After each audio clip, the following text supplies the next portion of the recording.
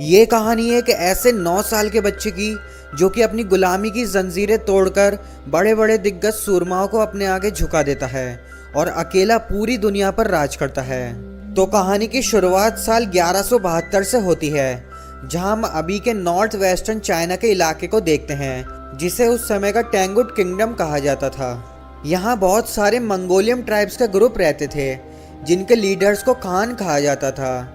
इन tribes के खान की आपस में बिल्कुल भी नहीं बनती थी, क्योंकि इन सभी खान्स को पावर की भूख थी, जिस कारण इनके बीच युद्ध होते रहते थे और इसमें दोनों तरफ के कई लोग मारे जाते थे। मंगोलों की दुनिया में कोई भी नियम कानून नहीं थे और इनको एक सुप्रीम खान की सख्त जरूरत थी। अगले सीन में हम एक आदमी येसुई को देखते हैं, जो कि चाइना के वेस्ट साइड का एक छोटा सा खान था। येसुई अपने बेटे तैमुजिन और अपने आदमियों के साथ सफर पर निकला था, ताकि वो अपने बेटे के लिए एक पत्नी ढूंढ सके। रात होते ही ये सभी आराम के लिए अपने फ्रेंड के ट्राइब पर आराम करने के लिए रुक जाते हैं। अगली सुबह तैमुजिन के पास वहाँ एक लड़की आती है, जिसका नाम बोल्टे था, और वो उसके बारे में पूछती है। तैमुजिन अपना नाम बताता है और साथ ही बताता है कि वो अपने फादर के साथ उसके लिए एक पत्नी ढूंढने आया है। ये सुन बोल्टे तैमुजिन से कहती है कि तुम्हें मुझसे ही शादी करनी चाहिए, और यह कहकर बोल्टे वहां से चली जाती है। रात में तैमुजिन इस बारे में अपने पिता से बात करता है और उसके फादर कहते हैं कि उनको उसके लिए एक ऐसी वाइफ चाहिए जो कि सबसे पावरफुल ट्राइब से हो। इस पर तैमुजिन कहता है कि वो खुद ही अपने लिए एक लड़की ढूंढेगा, और उसके फादर इस बात पर मान जाते हैं। अगले दिन वहाँ तैमुजिन के फादर वहाँ की सभी लड़कियों को लाइन से खड़ा कर देते हैं और तैमुजिन से एक लड़की को चुनने को कहते हैं। इन सभी का मानना था कि एक मजबूत पैर वाली लड़की शादी के लिए सबसे अच्छी होती है। इसके बाद तैमुजिन उन सभी लड़कियों में से आखिरकार बोल्टे को चुन लेता है। इसके बाद दोनों की शादी हो जाती है, लेकिन ट्राइब्स के रूल के अनुसार वो आने वाले 5 साल तक एक साथ नहीं रह सकते। आगे तैमुजिन का जाने का समय हो चुका था और वो बोल्टे को एक नेकलेस गिफ्ट करता है और जल्द ही उसके पास आने का वादा भी करता है। यहाँ से ही सभी लोग आगे के सफर पर निकल जाते हैं और कुछ दूर चलने के बाद एक जगह आराम करने के लिए रुकते हैं, लेकिन उनसे कुछ दूर एक दूसरे खान का ट्राइब के लोग बैठे थे। कुछ देर बाद वो खान दोस्ती का हाथ आगे बढ़ाता है और येसुई के लिए कटोरी में दूध भेजता है। येसुई उसको एक्सेप्ट कर लेता है और वो भी बदले में एक दूध की कटोरी को भेजता है। येसुई वो दूध पीने वाला होता है, तभी उसका एक आदमी दूध किसी नौकर को पिलाने को कहता है, बट येसुई ऐसा नहीं करता और ट्रस्ट करते हुए वो दूध पी जाता है, और दूसरी तरफ का वो खान भी ऐसा ही करता है। आगे ये लोग सफ़र में आगे बढ़ते हैं और अचानक येसुई के सीने में बहुत तेज़ दर्द होता है और वो अचानक घोड़े से नीचे गिर जाता है और उसकी मौत हो जाती है। इसका मतलब वो दूसरे खान ने येसुई के साथ धोखा किया और उसके दूध में जहर मिला दिया था। अब तैमुजिन अपने पिता के पास जाता है, लेकिन येसुई के सारे आदमी वहां से जाने लगते हैं, क्योंकि ट्राइब्स के परंपरा के मुताबिक उन्हें सिर्फ एक ताकतवर और मजबूत लीडर को फॉलो करना चाहिए। इसके बाद तैमुजिन अपनी माँ के साथ अपने पिता का अंतिम संस्कार करता है। इस स्टोरी में हम आगे देखते हैं कि येसुई का एक खास सैनिक जिसका नाम टारगोटाई था, वो येसुई के मरने के बाद उसके घर पर कब्जा कर लेता है, जिसे देख तैमुजिन की माँ उसे बद्दुआ देती है और कहती है कि उसकी मौत मेरे बेटे के हाथ ही होगी। ये सुन टारगोटाई भड़क जाता है और उसी समय तैमुजिन को मारने के लिए पकड़ लेता है, लेकिन मंगोलों के रूल्स के अनुसार वो किसी को मारने से पहले रथ के पहिए से उसकी हाइट को नापते थे और कभी भी बच्चों को नहीं मारा जाता था। टारगोटाई तैमुजिन की हाइट नापता है, लेकिन उसकी हाइट कम होने की वजह से तैमुजिन बच जाता है। इस पर टारगोटाई कहता है कि वो अगले साल फिर आएगा और तैमुजिन को मार देगा, क्योंकि तब तक तैमुजिन की हाइट बढ़ चुकी होगी। इसके बाद सर्दी आ जाती हैं और तैमुजिन के पास छिपने के लिए कोई भी जगह नहीं होती। तब उसको अपने पिता की एक बात याद आती है कि बुरे वक्त में गॉड टेनरी उनकी मदद ज़रूर करेंगे। इसीलिए वो उसी सीक्रेट माउंटेन की ओर भागता है, जहाँ उसका पैर एक जमी हुई झील पर पड़ता है और वो उसमें गिर जाता है। लेकिन वहाँ उसी की उम्र का एक बच्चा जिसका नाम जमुका था, वो उसे बचा लेता है। इसके बाद जमुका और उसका बड़ा भाई तैमुजिन को अपने साथ अपने घर ले जाते हैं, जहां जमुका और उसका बड़ा भाई अपने अपने हाथ पर कट लगाते हैं और खून दूध में मिलाकर तैमुजिन को पीने के लिए कहते हैं। इससे इनके बीच एक भाई का रिलेशन डेवलप्ड हो जाएगा। अगली सुबह हम देखते हैं कि टारगोटाई के लोग तैमुजिन को ढूंढते हुए वहां पहुंच जाते हैं और उसको उठाकर ले जाते हैं। लेकिन जब वो उसकी हाइट अपने रथ के पहिए से नापते हैं तो वो अभी भी कम निकलती है। ये देख वो लोग उसे बंदी बना लेते हैं। उसी ट्राइब का एक बुढ़ा आदमी रोज तैमुजिन को खाना खिलाता था और उसकी टेक केयर भी करता था। और मौका देख वो बुढ़ा आदमी तैमुजिन को एक दिन टारगोटाई की इस कैद से तैमुजिन को आज़ाद कर देता है। तैमुजिन के गले में एक लकड़ी का फंदा होता है और वो उसको लटकाते हुए भागता है और किसी तरह उसी पहाड़ तक पहुंच जाता है जहां गॉड टेनरी रहते हैं। गॉड टेनरी से तैमुजिन अपनी इच्छा मांग रहा होता है और तभी वहां तैमुजिन एक सफ़ेद भेड़िए को देखता है, जिसे देखते ही तैमुजिन के गले का फंदा अचानक से खुलकर गिर जाता है। इसके बाद स्टोरी आगे बढ़ती है एंड हम साल 1186 देखते हैं, जहां तैमुजिन अब बड़ा हो चुका था और अभी तक टारगोटाई के लोगों से भाग रहा था। तभी एक दिन टारगोटाई के लोग उसे ढूंढकर पकड़ लेते हैं और वापस उसी फंदे से बांध देते हैं। लेकिन टारगोटाई तैमुजिन को तड़पाकर मारना चाहता था। इसके बाद हम देखते हैं कि वही बुढ़ा आदमी तैमुजिन को पानी पिलाता है जिसको उसने बचपन में पिलाया था। एक दिन टारगोटाई अकेले ही तैमुजिन से बात करने आता है और तैमुजिन मौका देख उसी लकड़ी के फंदे से टारगोटाई को मार डालता है और वहां से भाग निकलता है। और अब वो खान बनने के लिए बिल्कुल तैयार था। इसके बाद तैमुजिन अपने बचपन की वाइफ बोल्टे से मिलता है, जहां वो भी अब बड़ी हो चुकी थी।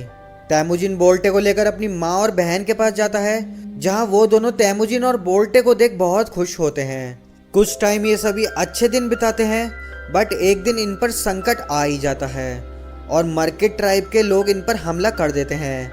असल में तैमुजिन के पिता ने कई सालों पहले मर्किट खान की मां को किडनैप कर लिया था और उसी का बदला लेने के लिए ये सभी लोग बोल्टे को किडनैप करने आए थे। तैमुजिन और बोल्टे भागने की कोशिश करते हैं, बट मर्किट खान बोल्टे को पकड़ लेता है और उसे अपनी वाइफ बनाना चाहता है। इसके बाद तैमुजिन अपनी वाइफ को वापस लाने की कसम खा लेता है, लेकिन वो अकेला ही कुछ नहीं कर सकता था। इसके बाद तैमुजिन वही जमुका के पास जाता है जिससे वो बचपन में मिला था और वो उससे मदद मांगता है, जहां जमुका भी एक ट्राइब का खान बन चुका था और वो तैमुजिन से 1 साल का टाइम मांगता है।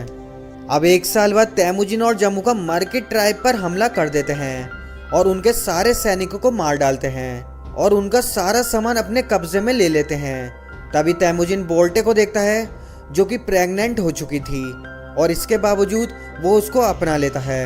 अब जीत के बाद ये सभी लोग जश्न मनाते हैं और तैमुजिन को सामान आपस में बांटने के लिए कहते हैं। तैमुजिन अपने पास कुछ सामान ही रखता है और बाकी सारा सामान मरे हुए सैनिकों के परिवार में बांट देता है। और ये देख ट्राइब्स के 2 लोग तैमुजिन से प्रभावित होते हैं और उसके साथ जुड़ जाते हैं, क्योंकि मंगोल्स अपना खान खुद चुनते थे और इस मामले में जमुका भी कुछ नहीं कर सकता था। और ये देख जमुका के मन में ठेस पहुंचती है और वो तैमुजिन को अपना दुश्मन मानने लगता है। इसके बाद हम जमुका के आदमियों को तैमुजिन के घोड़े चुराते हुए देखते हैं, जिसे देख तैमुजिन के आदमी उनको मार गिराते हैं। लेकिन उन्हें पता चलता है कि मरे हुए लोगों में से एक जमुका का बड़ा भाई था, जिनको तैमुजिन के लोगों ने मार गिराया। ये सुन जमुका तैमुजिन को मारने का फैसला कर लेता है और आसपास के और ट्राइब से हाथ मिला लेता है और तैमुजिन पर हमला कर देता है। इधर तैमुजिन को पता था कि वो ये लड़ाई इतने कम सैनिकों के साथ नहीं जीत पाएगा और वो बच्चों और औरतों को वहां से भेज देता है और बाकी लोगों को लड़ने के लिए तैयार करता है। तैमुजिन लड़ने के बावजूद ये जंग हार जाता है और जमुका तैमुजिन को गिड़गिड़ाते हुए देखना चाहता था और वो तैमुजिन को एक दूसरे ट्राइब के लोगों को बेच देता है, जहां उसे दिन रात रेगिस्तान में दूसरे गुलामों के साथ चलाया जाता है। तैमुजिन चलते हुए एक शहर तक पहुंचता है जहां टैंगुट डायनेस्टी का राज था। तैमुजिन को वहां बाजार में बिठाया जाता है जहां उसे दूसरे लोग खरीद सकें। एक दिन वहां का राजा तैमुजिन को देख लेता है और उसे तुरंत खरीद लेता है। इसके बाद हम देखते हैं कि वो राजा तैमुजिन को एक काल कोठरी में कैद कर लेता है जो कि शहर के बीचों बीच था, ताकि वहां से गुजरने वाले लोग उस पर हंस सकें।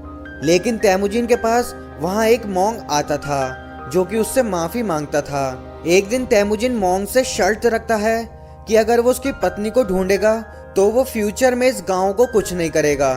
इसके बाद वो बुद्धिस्ट मोंग बोल्टे को ढूंढने निकल जाता है बट वो इतना बुढ़ा हो चुका था कि वो बोल्टे को ढूंढने से पहले ही गर्मी से मर जाता है। आगे हम वहां से बोल्टे को गुजरता हुआ देखते हैं और बोल्टे को उस मॉन्क के पास से वही नेकलेस मिलता है जो कि तेमुजिन ने उसको दिया था, और बोल्टे समझ जाती है कि तेमुजिन अभी भी जिंदा है। इसके बाद हम देखते हैं कि बोल्टे उसी शहर में छुपकर तेमुजिन को ढूंढती हुई पहुंच जाती है, जहां वो तेमुजिन को उस पिंजरे में कैद देखती है। और इसके बाद बोल्टे रात होने पर वहां के एक सैनिक को रिश्वत देकर तेमुजिन को वहां से छुड़ा कर ले जाती है। बोल्टे और तेमुजिन घर आ जाते हैं, जहां पूरा परिवार साथ रहता है। तभी एक दिन बोल्टे तेमुजिन से कहती है कि सभी मंगोल एक जैसे होते हैं, सभी चोरी करते हैं और एक दूसरे को मारते हैं, और मंगोल्स के लिए ये एक आम बात थी। इस बात पर तेमुजिन बुरा मान जाता है और अपने परिवार को छोड़कर वहां से चला जाता है, और वो कसम खाता है कि वो अब सभी ट्राइब को एकजुट करेगा और एक नया मंगोल राज बनाएगा, और अगर उसको किसी की जान भी लेनी पड़ी तो वो पीछे नहीं हटेगा। यहाँ से स्टोरी साल 1196 में पहुँचती है, जहाँ तेमुजिन ने सभी ट्राइब्स को एकजुट करके मंगोलों की एक बड़ी सेना बना ली है। अब बस राजा बनने के रास्ते में उसके सामने एक ही रुकावट है, और वो है जमुखा। जहाँ जमुखा के पास भी बहुत बड़ी सेना थी, और वो दोनों अपनी पूरी सेना के साथ लड़ाई करने उतर चुके थे। तेमुजिन जमुखा को समझाना चाहता था, बट जमुखा अपने सैनिकों को हमला करने भेज देता है, जिसमें जमुखा के बहुत से सैनिक मारे जाते हैं। युद्ध कई घंटों तक चलता है और तेमुजिन बड़ी आसानी से जंग जीत लेता है। इसके बाद तेमुजिन जमुखा समेत उसके कई आदमियों को बंदी बना लेता है और उन्हें मारने की बजाय अपनी सेना में भर्ती कर लेता है। रात में जब तेमुजिन जमुखा से बात करने बैठता है तो वो उसे बताता है कि ये अपना अपना राज्य बड़ा करने का लालच आज जिंदगी के उस मोड़ पर ले आया है जहां वो दोनों एक दूसरे के जानी दुश्मन बन चुके हैं। इस पर जमुखा कहता है कि अगर मैं तुम्हारी जगह होता तो तुम्हें उसी वक्त मार देता। इसके बाद तेमुजिन जमुखा को माफ कर देता है और जमुखा को वहां से जाने के लिए कहता है। तभी वहां बोल्टे आती है और तेमुजिन उसे देख काफी ज्यादा खुश हो जाता है। यहाँ से सीन चेंज होता है एंड हम साल 1206 देखते हैं, जहाँ तेमुजिन इस समय सभी मंगोल्स का खान बन चुका था और अब लोग उसे गेंगिस खान के नाम से जानते थे, और उसका दूसरा नाम चंगेज खान भी था। इसके बाद उसने पूरे के पूरे टेंगुट साम्राज्य का खात्मा कर दिया, और इसी के साथ ये मूवी यहीं खत्म हो जाती है।